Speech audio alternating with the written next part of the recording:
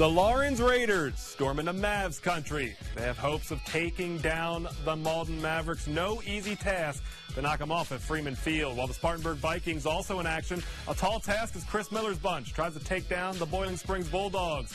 Our game of the week, one of the biggest rivalries in the upstate. The Burns Rebels, the Gaffney Indians. The rivalry resumes at the reservation. Just one of the many games we have coming for you from around the upstate. Get hyped, it's Friday night. It's Friday Night Blitz.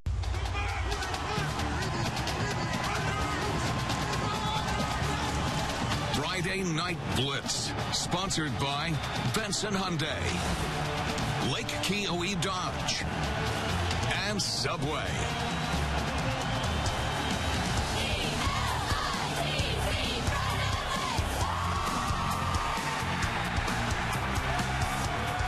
Welcome into Week 9 of Friday Night Blitz here on Fox Carolina. Hey there, I'm Cheslock. We'll begin, as we always do, with tonight's Lake Keowee Chrysler Dodge Jeep Game of the Week between Burns and Gaffney. And this week, you voted on who you think would win our Game of the Week matchup, and it is 57% of the fan vote saying the Burns Rebels would come away victorious. We will find out together as Fox Carolina's Shannon Somerville joins us from the sidelines, as she does every week. And Shannon, Burns was the big favorite going into this one. Well, I'll stand beside her. Yeah, absolutely. The top team in the region. Now, last year, Gaffney took down Burns 21-17, handing them a loss that actually knocked them out of the playoffs for the first time since 1999. But this time around, Gaffney trying to knock off the top team in the region. To have a good time tonight with each other and against the opponent. Get after their tail. Let's have a good time tonight. The tee up on 2, 1, 2. The region leader in points and touchdowns, Burns running back Rajai Harris going up against the regional leader in passing yards, Gaffney quarterback Tyshawn Surratt. And even though the Rebels offense leads the region in points scored, it'd be the Indians who'd get on the board first. First drive of the game, Dennis Smith gets the pass from Surratt and takes it all the way in for the 43-yard touchdown. Gaffney up 7-0. Second quarter, same score after a gutsy fourth down conversion. Quez Smith powers in for the 4-yard score, and the Indians take a 14-0 lead. The Rebels not doing themselves any favors with penalties and miscues later in the second. Burns with the fumble on the punt. Rodney Smith recovers for Gaffney at the 3-yard line. And Quez Smith will take it from there, punches it in for the touchdown. Miss extra point there, makes it 20-0 Gaffney. The Rebels finally respond and find the end zone later in the half. Brock Carroll to James Rhodes, 22-yard touchdown, just gets a toe in there for the score. But the Indians would continue to roll. And they would continue to roll. Gaffney winning this one 48-27. Joining me now is Gaffney head coach Dan Jones. Coach, this was a team that had the most points scored in the region. How are you guys able to kind of hold them to that 27 points? Well, our defense did a super job, especially the first half, and I think Burns came back out and found something empty set that they liked, and our defense kind of stumbled a little bit, but you know, our offense kept putting points on the board, and we felt like if we could keep doing that, then we'd put them in passing situations, and we'd at least know what they had to do to beat us. And how was your offense able to be so explosive today against the top team in the region?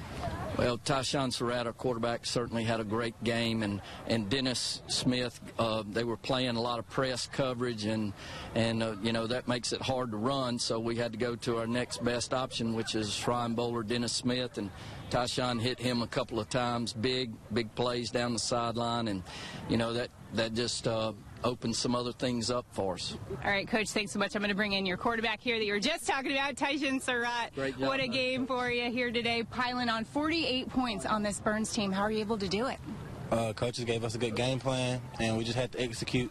Well, we watched a lot of film and did a lot of practice on it, so we kind of knew what we were going to see. We just had to do our job of executing it. 1 week left in the regular season, then you guys are headed to the playoffs. What does a win like this do for your team's confidence as you head towards the playoffs? Well, it gives the team a lot of momentum. Burns is a very good team with a very good defense, and by us putting up 48 points and only holding them to 27, it gives our team a lot of confidence because we know what they're capable of. Another rivalry game coming up against Spartanburg. What's your approach heading into the Vikings game? Hey, you want to go out on the road. You don't want to end the regular season on a loss, so we're going to give it all we got. All right, Tyshawn, thanks so much. Congrats on the win. They've got Spartanburg next week coming up. We'll tell you where we're headed for our last game of the week. Aaron?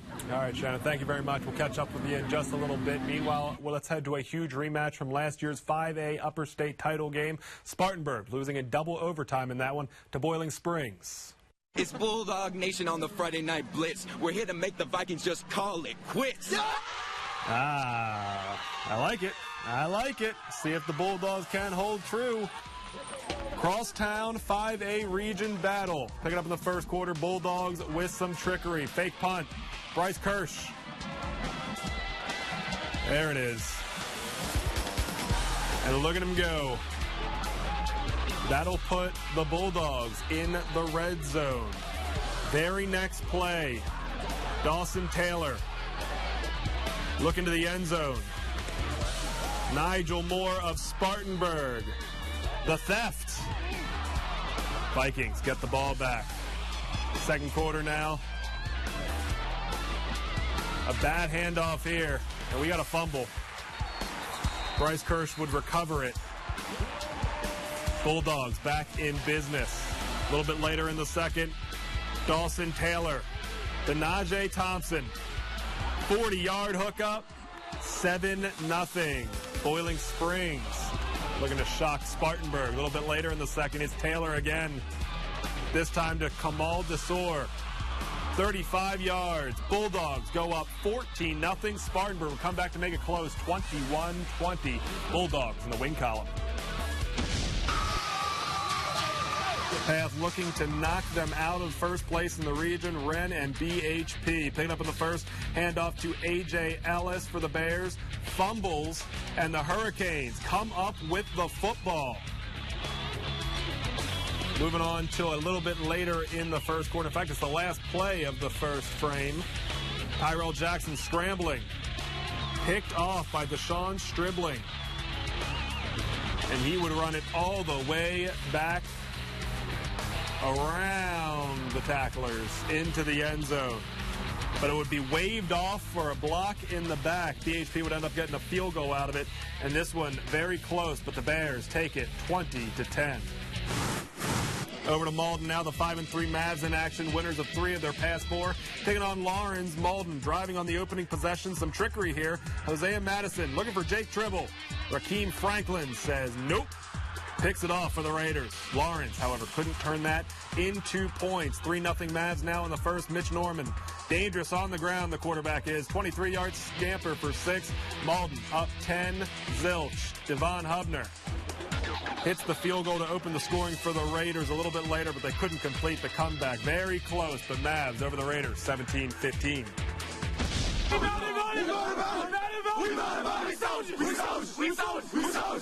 The JL Man Patriots hyped up on senior night. Not an easy opponent as the TL Hannah Yellow Jackets are in town, and Hannah would strike first. Braylon Peterson, former player of the week on the receiving end there. They missed the 2-pointer, 6-0 Hannah on top, same score. Double reverse. Jay LeGrune, the benefactor. 13-0. Jackets in the lead. Later in the first, Kyle Morrison adding to it. Scamper for 6, 8 yards out.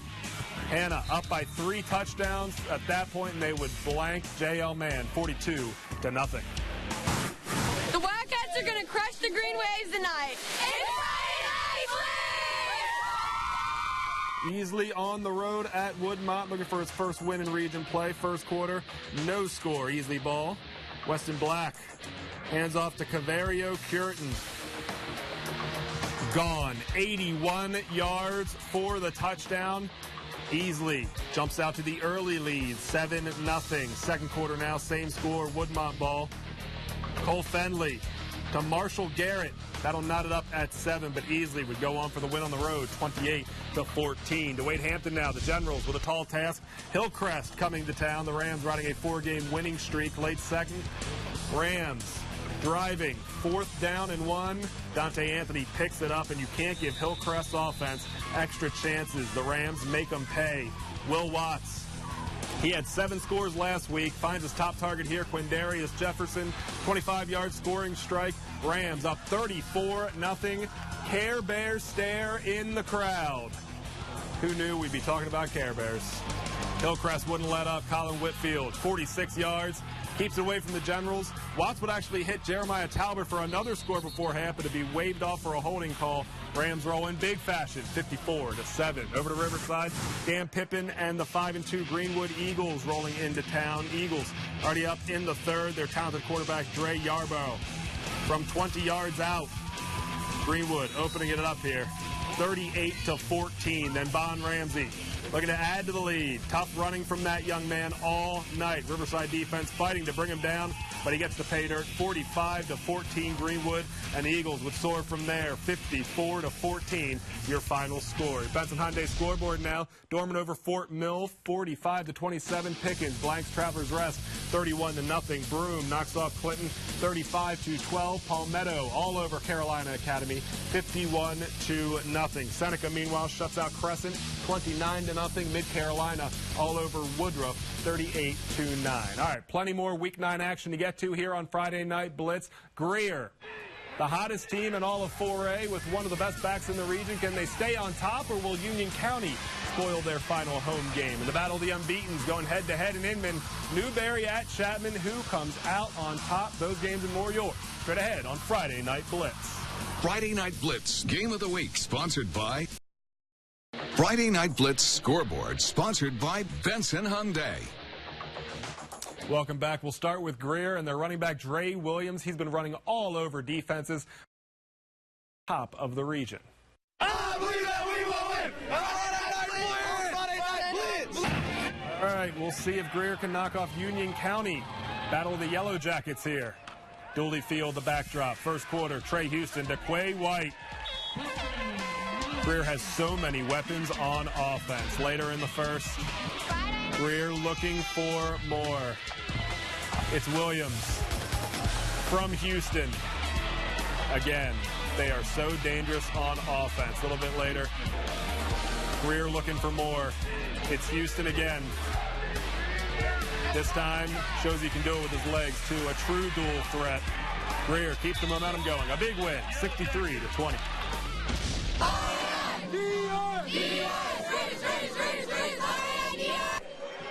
The Greenville variety of the Red Raiders, Daniel taking them on. First quarter, Davis Bevel to Mackenzie Braswell. Touchdown puts Red Raiders up 14-7. Second quarter now, Daniel punting. It gets blocked here by Tradorian Arnold. Big play there. Greenville gets a field goal out of it. Later on in the second, Bevel. 53-yard touchdown there. Red Raiders 23-7. They would roll past the Lions 51-14. To Blue Ridge now. The Tigers trying to land the Eastside Eagles, who continue to soar past opponents. First quarter, the Tigers jump out to the lead. Jake Smith, the Hunter Byers. Blue Ridge on top 7-0. A little bit later in the first, the Eagles, you can't hold down that offense for long. Jordan Morgan, he's been player of the week 4 times. Finding Daniel Baldwin there for the touchdown. 31-yard hookup, 7-7 ball game. Later in the first, Reggie Rogers bursting through the defense. Eastside blows out the Tigers, 72-27. They're staying with Greer on pace for the top of the region. USA! USA! USA! USA! An All-American matchup here, Newberry and Chapman, 2 unbeatens last night in 3A Region 3. Second quarter here, Colton Bailey. The touchdown going into halftime, 33-20 in favor of the Panthers. Newberry's trying to come back. Tyreek Goodman keeps it from a yard out. Chapman still up by a score, however. Fourth quarter where we'll jump to. Chapman, 39-27. It's DJ Twitty. So talented. And Bailey finds it in the back of the end zone. Chapman, 53-34. They're keeping that perfect season alive. Christ Church, meanwhile, hosting Blacksburg. The Wildcats looking to all but lock up 2A Region 1 and get the title. Cavs down 27-10. Blacksburg ball over Elijah Rogers' head. Daniel Varus comes up with the recovery. Christ Church back in business. Ellis Millwood, the dual threat quarterback, 10-yard gain, sets up first and goal. And if it ain't broken, don't fix it. Millwood from 6 yards out gets 6 points out of it.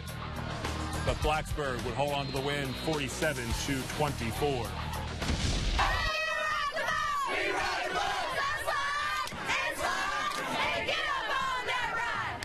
All right, Emerald taking on Southside at home. First quarter, Kadarin Dean hands it off to Keshawn Settles. Settles not settling for anything besides the touchdown. 7-0. Vikings on top. A little bit later, the same thing. Here's Settles again. 14-0 the score there. Emerald one step closer to a region title with a 42-12 win. Go watch our Patriots win on Friday Night Blitz. Powdersville hosting Berea here. A win, they'd host a playoff game. Powdersville up 7-0. Keith Becknell to Jordan Meekins. Unbelievable catch up and over the defender. Powdersville, 14-0 advantage. A little bit later, same score in the first. Berea trying to come back. First and goal, Travis Haygood muscling his way into the end zone. But they fail with a 2-point conversion, so it's a 14-6 score. Same score there in the first. Keith Becknell to E.J. Humphrey for the touchdown. Powdersville 21-6, and the Patriots get the big win at home, 56-26, the final. Back to your Benson Hyundai scoreboard. Pendleton, a win over Landrum, 38-6. Walhalla over West Oak, 42-10. 96 over Liberty, 24-17. Southside Christian falls to Abbeville, 33-14. Time now for tonight's Subway Play of the Week, and we showed it to you a little earlier. Easley at Woodmont, where we'll get it from. Weston Black handing off to Cavario Curitin. 81 yards. That is your cure from Curitin. Tonight's Subway Play of the Week. All right, Fox Carolina's Kendra Kent out and about looking for our Spirit of the Week recipient. We saw a lot of great fans at all the games we were covering tonight. She found our Spirit of the Week winner at tonight's matchup between BHP and Wren. Kendra? Hey, Aaron, I'm out here at Wren High School, and my Spirit of the Week literally yelled at me from across the field wanting to have the Spirit of the Week, and this is Sawyer Nix. Yes. So glad to feature you. Thank you. Thanks for having me. Tell me a little bit about what it's like to cheer on the team. I'm out here every game. Win or lose, our whole student section, all the fans always have tons of energy, and it's always awesome to be part of the student section and get everybody hyped up. Yeah, you love the Hurricanes. You're kind of the ringleader, right? Yes, ma'am. I'm trying to get everybody hyped up. Well, let's get you your prize pack right now. We are very excited to present to you. Oh, thank you very much. This is awesome. Yeah, a little Fox gear. Oh, yes. Well, we love your spirit, and we're going to be out at our next game. Next week, look for me, because I'm always looking for some spirit. All right, Kendra, thanks very much. Keep an eye out for Kendra next week, and holler from wherever you are to get her attention. Coming up, we'll find out who you voted for as our Player of the Week for Week 8, plus a big matchup in 2A, Chesney and St. Joe's. Who will win that one? Don't go anywhere. Friday Night Blitz will be right back. Now check out this spiral. Friday Night Blitz Play of the Week, sponsored by Subway. Welcome back. Now it's time for our Player of the Week for Week 8, and he's been up for the award 4 different times. Now, finally, Mr. Pride from Eastside, seizing his chance. Chance Pride has had a lot of great games for the Eagles. His effort against Travelers Rest certainly among them. The speedster hauling in 7 catches for 144 yards and 3 touchdowns, enough to take home the trophy with almost 2,000 votes. Pride says the honor simply humbling. I thank God for the ability to help me perform on Friday nights injury-free. I want to thank family for voting.